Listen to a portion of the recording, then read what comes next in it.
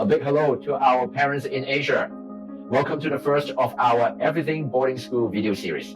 Everything Boarding School is a community outreach effort to bring the good news of boarding education to all corners of Asia. I'm your host, Daniel Sito. I'm an education consultant and founder and head of Sesame Education. We're conducting our interview today from Singapore. And the topic is how American boarding education prepares a teenager for life beyond just university. We are very honored to have with us Mr. Peter Curran, head of school at Blair Academy in the United States. Thanks so much, Daniel. It's a pleasure to be here with you, with your team at Sesame. As you said, my name is Peter Curran. I'm the head of Blair Academy, which is a boarding school in Northwest New Jersey, about an hour from New York City. We have 475 students from all over the world and all over the US. So as a start, what is a boarding school anyway? How does it work? What is life at a boarding school like? It's a wonderful place. It's an amazing community for students. It's a place where kids both learn and live. It's a little bit of a microcosm of the world that I feel most students will enter, not just after university, but during and for life. It's where people can connect from all different walks of life. I often joke with students, Daniel, when I pick them up at the airport. Blair's close to Newark Airport and JFK and LaGuardia, and I drive them to campus and they're driving up our front hill. I say, welcome home. Because for many, this is how they attribute home to. They're spending the majority of their year here. They're making lifelong friendships here. They're getting to know adults, always professional, but on a personal level, outside of just the classroom. You know, I say, I don't own a home. This is where I spend holidays with my family. My parents come and visit. This is where I've raised my kids. I've been at Blair for 13 years and I've been the head for 3. Students come to my house for dinner. Tomorrow night, I'm having the whole football team over for an ice cream social at 9:00 at night. It's important that kids get to know us as adults on many different levels. We wear many hats here. It's one of the best parts about boarding school, that we're not just teacher, but we're coach, we're dorm parent. We take them on weekend trips. We drive them to the hospital if there's an emergency in the middle of the night. Again, always professional, but we form these really tight bonds with one another. And it's a pretty incredible place. When I hire new faculty for Blair, Daniel, I always say that this isn't a job, it's a lifestyle. And you have to really want to embrace that lifestyle. I'll get into more specifics for sure, but in a general sense, it's an incredible living and learning community with very small classes, with incredible after-school opportunities from robotics to theater to athletics to arts. Robust weekend activities. And it's a place where, as I started off saying, kids really call home. Thank you. And, boarding schools, in my humble opinion, is so special because part of it is because of the word boarding. Everything hinges on that word boarding. So in your mind, in your view, how do boarding schools fundamentally differ from day schools? I mean, what is the big deal about boarding, and how does boarding, generate developmental benefits to the teenagers, living with peers? You hit it on the head with the word boarding. The biggest difference is at a day school, at some point, everybody goes home, right? The students go home, the teachers go home, the head of school goes home, whether that's at 3:00 after classes, at 6:00 after activities, at 9:00 after whatever evening thing happens, but everybody goes home. That's different at a boarding school. As I said earlier, this is my home. This is all of our homes. So we don't go anywhere. Every evening we have adults on duty in the dorm. You live with a roommate. So much of what we do is in-person connection. It's forming relationships. And that is a key that I will say over and over again that I think will make kids most successful for not just college, but life. The ability to form relationships with a whole range of people. You live in dorms with, we call them at Blair prefects, big brothers and sisters who are seniors who will work alongside you. I sometimes will give the example to a student who doesn't quite understand the concept of boarding school. I'll say to them, have you ever seen your teacher in the grocery store? And they'll be like, maybe like once. And I'll be like, yeah. Did you go run up to your teacher and be like, hey, Mr. So-and-so or Mrs. So-and-so in like the milk aisle? And they'll be like, no, I sort of thought it was awkward. I went the other way. And I was like, yeah, I know. It's weird to think that teachers actually buy groceries and that they shop.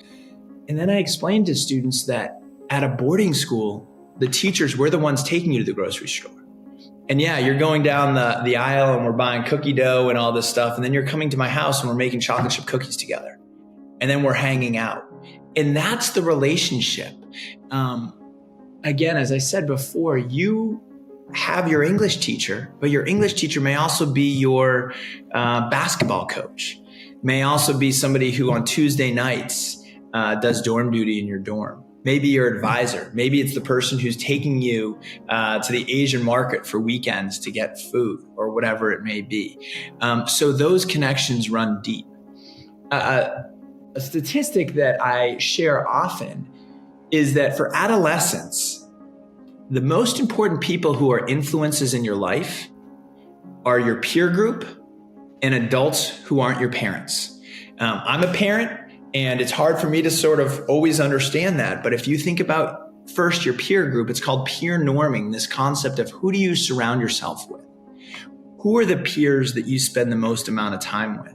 And I can say to you that this community that we have is unbelievably safe, but it's so vibrant. And I'm really proud of the peer group that students meet. And again, this is a very diverse peer group, which I think is really representative of the world that they will inhabit later because they're such interconnected with. And then the second group is adults who aren't your parents. These are the influences in your life. These are the role models. And it might be somebody who's 25, who's a recent college graduate. It could be somebody who is 65, who's taught at Blair for 40 years. But that diversity of adults in your life is so, so important. There are so many mentors and role models here. Adolescence, ages 14 to 18, it's when your brain is really most malleable. It's when you're able to form, I think, the essence of who you are.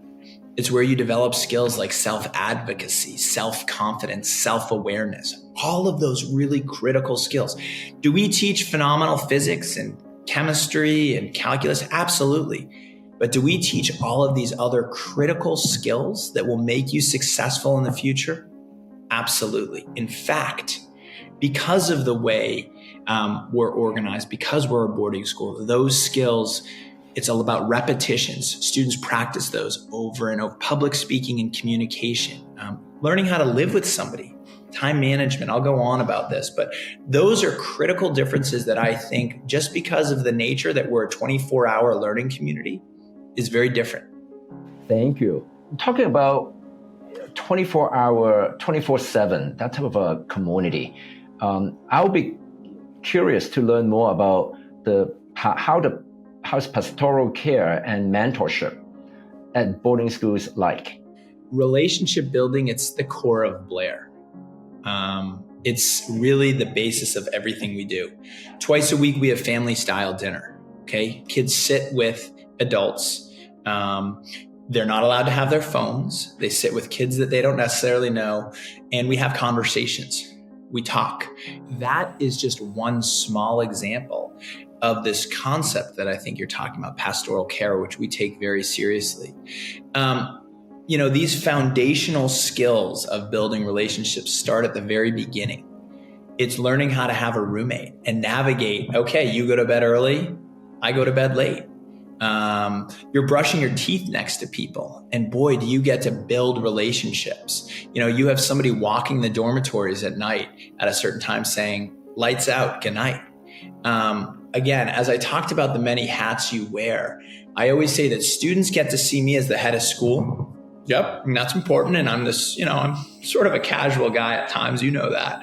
But they see me as a father, right? When I'm hanging out with my own kids. They see me as a husband when I'm walking campus with my wife and our dog. They see me as a teacher because I teach a sophomore leadership class. I try to get out and play. I say the way I love to connect with kids is go out to practices, and I'll suit up for soccer practice. So they get to laugh at me as I try to keep up with them on the soccer pitch.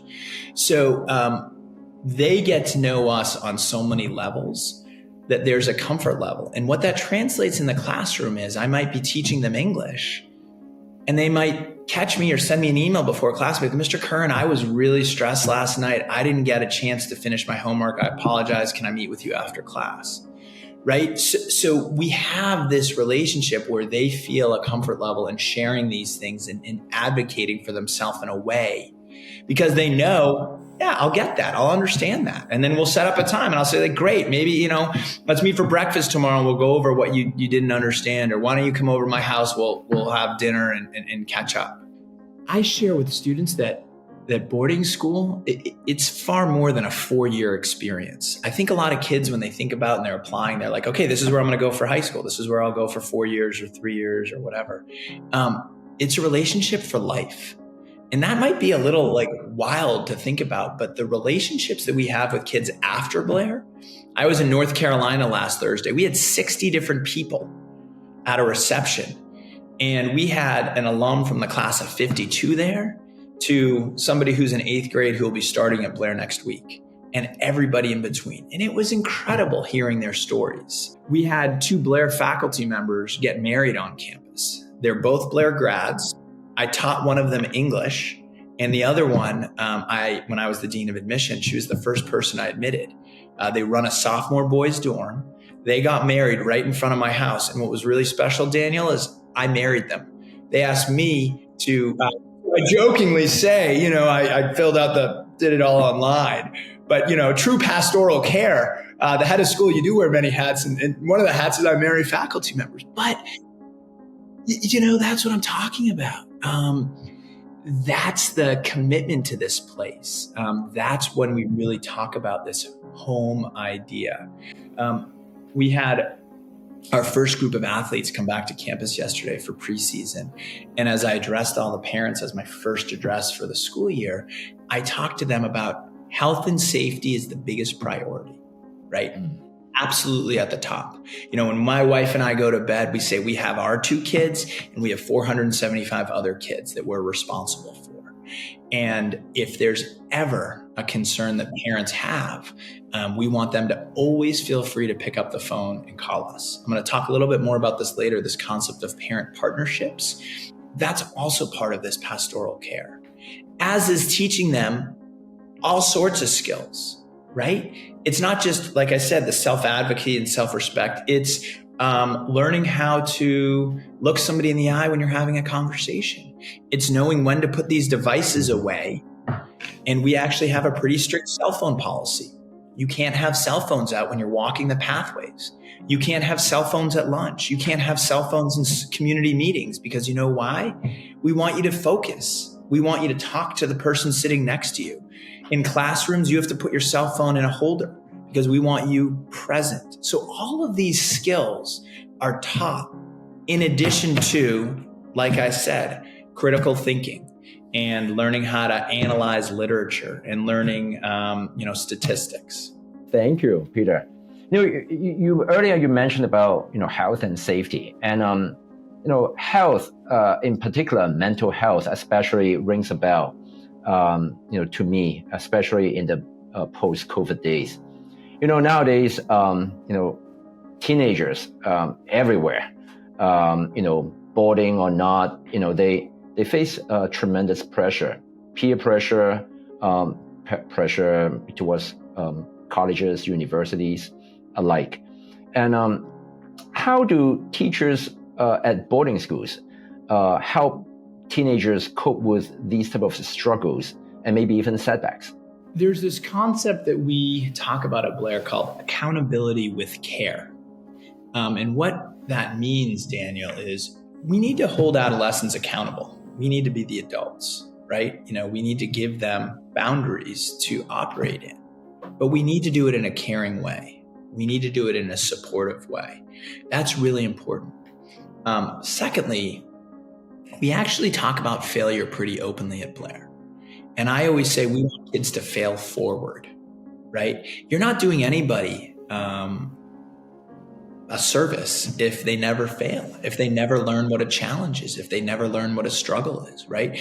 But what I'll say about Blair is, and boarding schools in general, is we try to create these parameters, this safe environment where you can put yourself out there and you may struggle, you may fail, but we're helping you pick yourself up.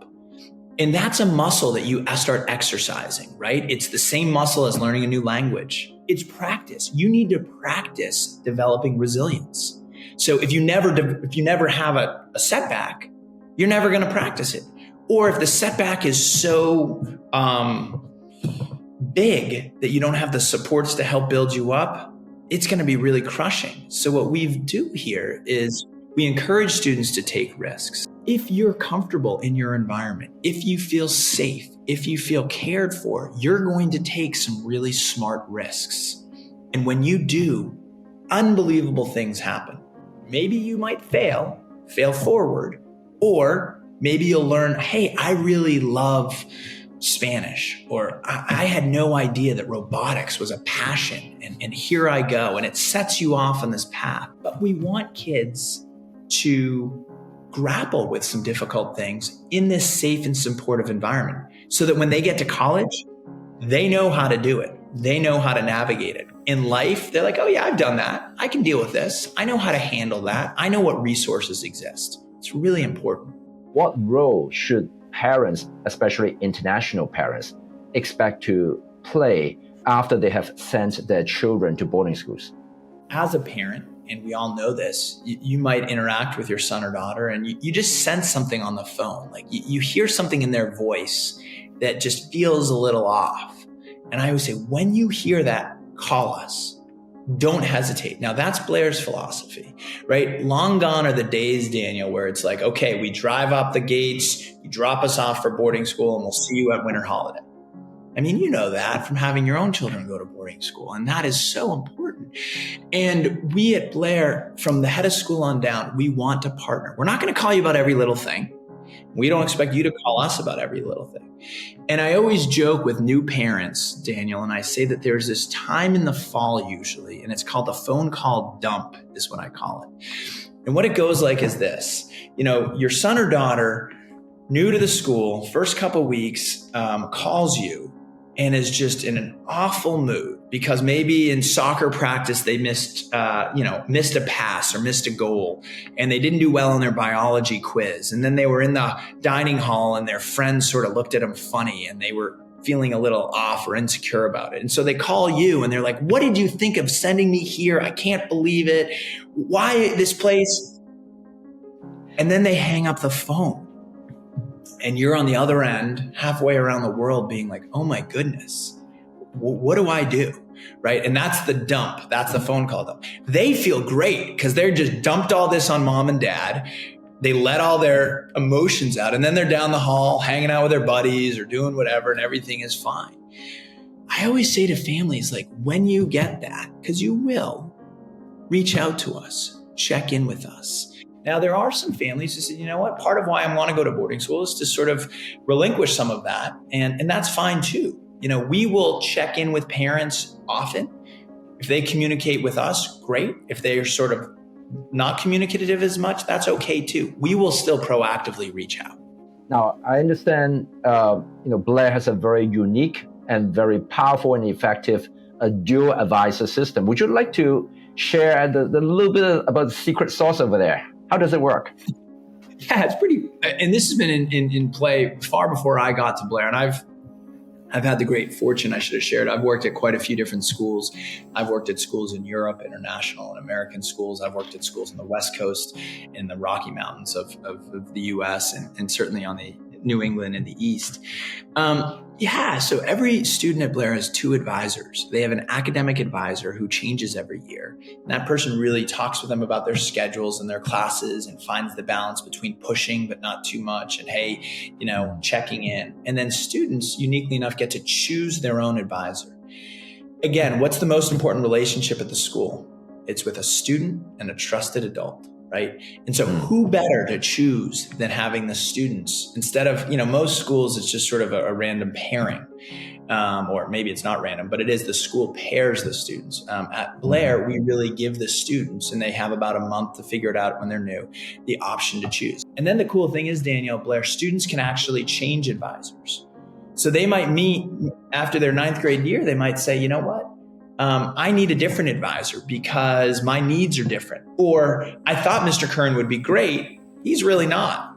And I want to choose this person, my basketball coach. But then we help students have a conversation with their advisor to say, hey, I'm moving in a different direction for this reason or that. So again, those are life skills to learn. And it's a really, really important. Thank you. I would like to move on and ask a different set of questions, as in suitability. Are all boarding schools the same? I mean, obviously not, right? But how do they really differ? And how do parents learn more about boarding schools and choose among so many of them for their child, in terms of suitability match? Yeah, no, thanks so much for asking. And I sometimes will share, there's a little bit, and pardon the expression, of like an art and a science to this process, right? The science is like the research and data that you can do.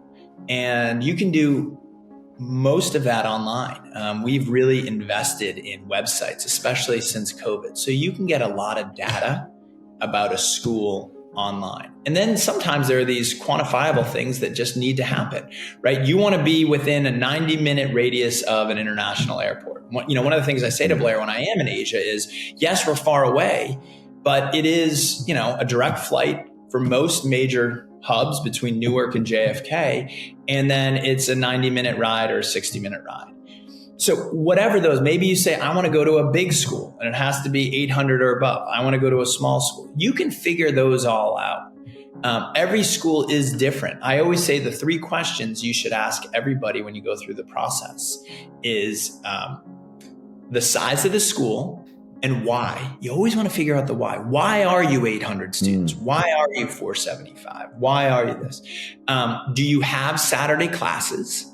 And the third question is, what's your boarding day ratio? I think that's really important. Every school is a little different there. So you got to figure those out. But then the art, Daniel, that's the fit. That's the culture. That's the community. And that's something you can tease out from websites.